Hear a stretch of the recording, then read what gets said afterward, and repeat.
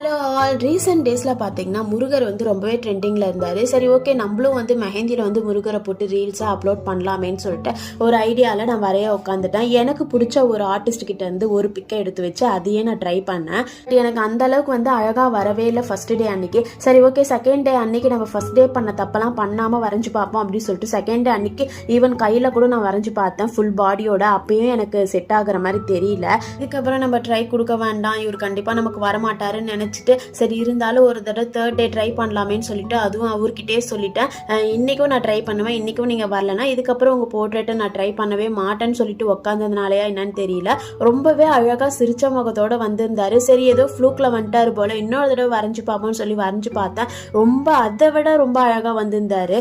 Third day try பண்ணாம second day எனக்கு வரலன்னு சொல்லி விட்டுட்டு இருந்தேன்னு வச்சுக்கோங்களேன், இந்த அளவுக்கு எனக்கு வரும்ன்றதே கடைசி வரைக்கும் எனக்கு தெரியாம போயிட்டு இருக்கும்.